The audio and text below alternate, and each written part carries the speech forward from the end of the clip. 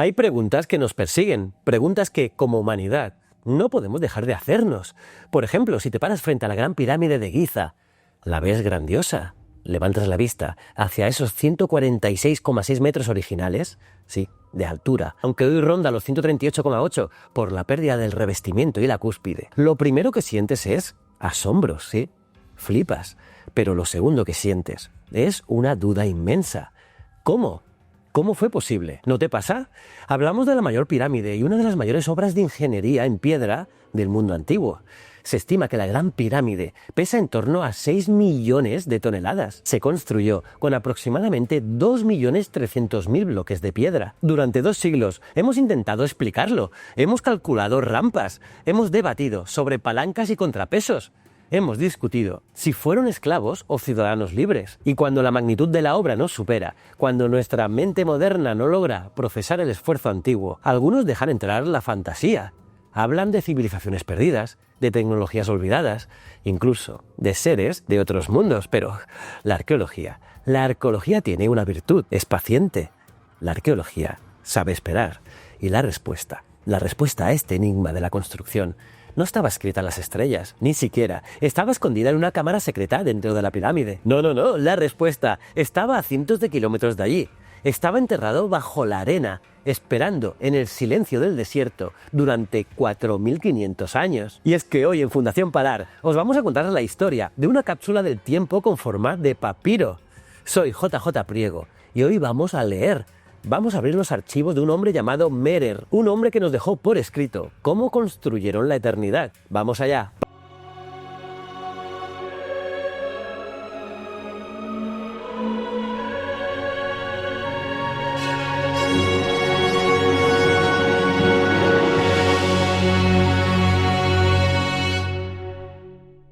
Para entender esta historia, tenemos que situarnos en el mapa. Olvidad el valle fértil del Nilo por un momento. Estamos en Wadi al-Yarf. Se encuentra al sur de la actual ciudad de Suez, en la costa del Golfo de Suez, en el Mar Rojo. Hoy es un lugar inhóspito. El viento golpea con fuerza. El sol castiga la roca. Pero hace 4 milenios y medio, esto era un hervidero de actividad industrial. Y es que estamos ante probablemente el puerto marítimo artificial más antiguo conocido hasta ahora en Egipto y uno de los más antiguos documentados y completados del Reino Antiguo, hallados hasta hoy. Las dataciones lo sitúan aproximadamente entre el 2600 y el 2550 a.C. Probablemente empezó a operar ya bajo el reinado de Snefru, sí, el padre de la arquitectura piramidal, y se usó de forma muy intensa bajo el reinado de su hijo, Jufu, el faraón Keops. Pero ¿por qué aquí? ¿Por qué construir un puerto en medio de la nada? Por la ambición. El Estado egipcio de la dinastía IV no se conformaba con los recursos del valle. Necesitaban cobre, necesitaban turquesa. Y eso estaba al otro lado del mar, en la península del Sinaí. Para llegar allí, montaron una operación logística sin precedentes. Pero lo más fascinante de Wadi al-Yarf no está en la orilla, está en la roca. A unos kilómetros de la costa, el equipo arqueológico liderado por Pierre Talet y Gregory Marois se encontró con algo espectacular: un sistema de galerías excavadas en la roca caliza. No es una cueva natural, ¿no? Es ingeniería. Y es que han encontrado unas 30 galerías. Son túneles rectangulares, perfectos. Miden unos 3 metros de ancho por 2,5 metros de alto. Y son enormes. Su longitud media es de 15 a 20 metros, pero las mayores superan los 34 metros de longitud. Imaginad el trabajo para picar eso en la roca. Pero ¿para qué servían? Pues eran almacenes, hangares de alta seguridad. Los barcos egipcios de esta época se construían con uniones de madera, espigas y tenones y amarras con cuerda. En Wadi al-Yarf se han documentado maderas importadas, como cedro del Líbano, en elementos de embarcaciones, además de cuerdas y anclas. Así que era una flota desmontable y almacenable en galerías. Así que cuando la temporada de navegación terminaba o cuando la expedición concluía, desmontaban la flota entera. Desmontaban los barcos, pieza a pieza, y guardaban eso, los barcos, las anclas, las cuerdas y las jarras de agua, dentro de estas galerías. Y luego sellaban la entrada con enormes bloques de piedra caliza. Algunos de esos bloques pesan toneladas.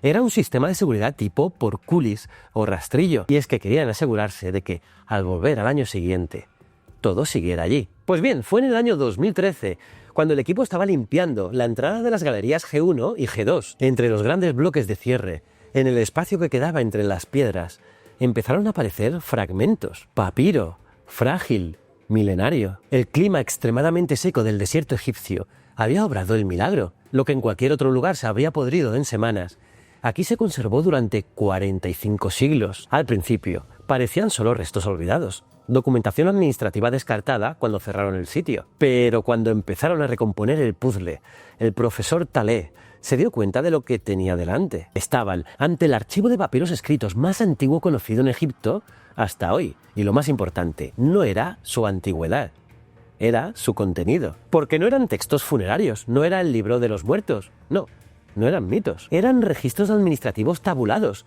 una especie de hoja de cálculo en sentido moderno, pero hace 4.500 años. Eran la voz directa de un hombre llamado Merer. ¿Pero quién era Merer? Bueno, pues gracias a la detallada burocracia egipcia podemos conocerlo mejor. Su título en los textos es Seges, que generalmente se traduce como inspector. Pero no pensemos en un funcionario distante mirando desde lejos, no.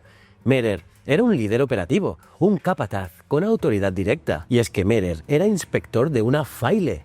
¿Pero qué es una faile? Pues bien, es la unidad básica de organización del trabajo en el Antiguo Egipto. Es como un regimiento o una cuadrilla. En términos generales, solemos decir que mandaban a unos 40 hombres. Pero vamos a matizar esto para ser rigurosos. Según el diario de su actividad, se encargaba de los trayectos fluviales y la gestión de los barcos, lo que implicaba supervisar a unos 40 barqueros. Sin embargo, algunos estudios proponen que esa faile formaba parte de un grupo mayor, compuesto por varias unidades que podrían sumar en torno a 160 o 200 hombres, bajo la coordinación general. Pero lo vital aquí no es el número exacto, es la profesionalidad. Olvidar la imagen de esclavos famélicos siendo latigados. Eso es cine, no historia.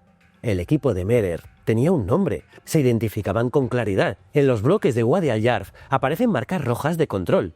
Y leemos nombres de equipos vinculados al faraón, como los conocidos de Jufu o la escolta de Jufu. Eran profesionales, estaban bien alimentados, eran marineros y logísticos expertos, y tenían una misión crítica. El diario de Merer no nos habla de la construcción de todo el monumento. Nos da una ventana temporal muy específica. El diario está fechado en el año posterior al 13º recuento de ganado. En el Reino Antiguo, los años no se contaban por calendario fijo, sino por los censos de riqueza del rey. Si ese recuento era bienal, algo frecuente pero no totalmente seguro, estaríamos en torno al año 26 o 27 del reinado de Jufu. ¿Qué significa esto? Bueno, significa que estamos al final del reinado y en una fase muy avanzada de la obra. Es decir, la estructura principal de la pirámide ya estaba casi lista. Ahora faltaba lo más delicado, el revestimiento, la piel. Y es que Keops quería que su pirámide brillara, que brillara como un espejo bajo el sol. Y para eso necesitaba caliza fina de Tura. Tura está en la orilla este del Nilo, la pirámide. El horizonte de Jufu, Ajet Jufu, está en el oeste. Por lo tanto, Merer y sus hombres tenían que mover esas piedras cruzando el río. Y todo eso lo podemos leer en el diario. El tramo conservado cubre varios meses, aproximadamente 3 a 5, y suele relacionarse con la estación de la inundación, según reconstrucciones de los especialistas. Pues bien, justo durante la inundación del Nilo, dice lo siguiente. Sí, esto está escrito en el diario. Día 26. El inspector Merer zarpa con su equipo desde Tura del Sur, cargado con piedras, hacia el horizonte de Jufu. Día 27. Noche en el horizonte de Jufu. Día 28. Zarpa por la mañana desde el horizonte de Jufu. Navega río arriba hacia Tura del Sur. Como ves, son un reloj suizo. Cargan, navegan, descargan, vuelven. En el patrón que refleja el diario, completan aproximadamente 2 o 3 ciclos de transporte por decenas de días. Y aquí una cuestión. Navegar río abajo hacia la pirámide era fácil, porque la corriente ayudaba. Pero volver a Tura, río arriba, requería viento o sirga. Pero fijaos en un detalle crucial, porque Merer no deja las piedras en la orilla lejana y las arrastras después por la arena, no. El diario menciona un destino específico, Roche Jufu. Esto se traduce como la entrada al lago de Jufu o la zona del estanque de Jufu, y esto cambia la geografía que teníamos enfrente. Durante mucho tiempo imaginamos las pirámides rodeadas de desierto seco, pero el diario de Merer, combinado con la ciencia moderna, nos pinta otro cuadro. Y esto encaja con lo que reconstruyen los estudios geoarqueológicos recientes. Sabemos que existían ramales del Nilo que se acercaban a la meseta. Hubo un brazo cercano a Giza, a veces llamado Jufu Branch, y a escala regional, el Gran Paleocauce, conocido como Aramat Branch, la rama de las pirámides, junto al que se alinean muchos complejos funerarios. Los ingenieros de Keops transformaron el paisaje, crearon un gigantesco complejo portuario a los pies de la meseta. Sí, diques, dársenas, canales. Y es que el propio archivo de Merer menciona trabajos relacionados con esto. Señala trabajos en el dique asociado a Roche Jufu y operaciones ligadas al control de ese acceso fluvial. Por ejemplo, levantar pilotes, lo que encaja con un sistema portuario conectado al Nilo. Sí, habla del control de canales y cuencas, ligado a esa crecida del Nilo. Aprovechaban la inundación anual. Cuando el nivel de agua subía, los barcos pesados podían llegar casi hasta la misma base de la rampa de construcción. Los egipcios eran maestros de la eficiencia. Minimizaron el transporte terrestre siempre que pudieron. Y es que la fricción es tu enemiga, la flotabilidad, tu amiga. Si puedes llevar una piedra de 2 toneladas flotando, no la arrastras. Y Merer nos confirma que exprimieron esa ventaja al máximo. Pero ¿quién coordinaba todo esto? Merer reportaba a alguien y el papiro nos da el nombre del hombre que tenía las llaves del proyecto. El diario dice repetidamente, bajo la autoridad del noble Anjaf, director de Roche Jufu. Anjaf era medio hermano del faraón Jufu, un príncipe de sangre real. En otras fuentes aparece vinculado a títulos de máxima responsabilidad como jefe de todos los trabajos del rey e incluso visir, aunque los egiptólogos debaten si ostentó el cargo de visir exactamente en este momento o después. Lo que es seguro es que gracias al papiro es que en la fase final de la Gran Pirámide, Anjaf era el director del puerto y la zona logística. Roche Jufu, el diario de Merer, no es solo un registro de materiales, es una contabilidad detallada. Y es que Merer tenía que justificar ante la administración de Anjaf cada entrega de provisiones, que si pan, que si cerveza, que si cereales. Todo estaba anotado. Y vemos cómo los recursos se movían desde el delta del Nilo hasta Giza. Y esto nos demuestra que la pirámide funcionaba como un motor económico. Centralizaba los recursos de todo el país. Era una maquinaria estatal perfectamente engrasada. Y Anjaf estaba al mando de los controles. Y es que a veces buscamos la verdad en lugares equivocados. Buscamos lo espectacular, lo imposible. Pero la verdad histórica suele ser más fascinante que cualquier ficción. El diario de Merer nos muestra de forma muy clara que no necesitábamos explicaciones sobrenaturales para comprender lo que sucedió en Egipto. Lo que vemos en estos papiros es la capacidad humana llevada al límite. Vemos planificación, vemos jerarquía, vemos conocimientos avanzados de hidrología y navegación. Y sobre todo, vemos a miles de personas, como Merer y también todo su equipo, trabajando de forma coordinada hacia un objetivo común, la piedra caliza blanca de Tura, esa que cubrió la pirámide y la hizo brillar como una joya. Llegó allí en los barcos de Merer y justo a la base de la pirámide.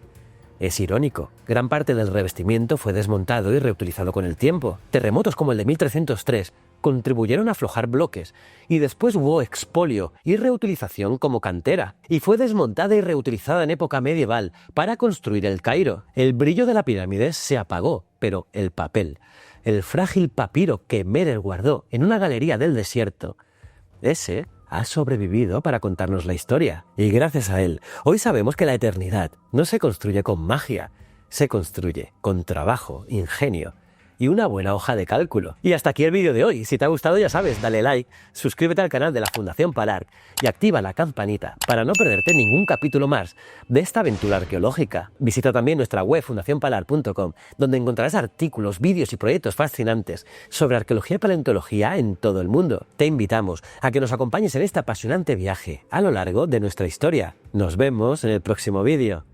Muchísimas gracias.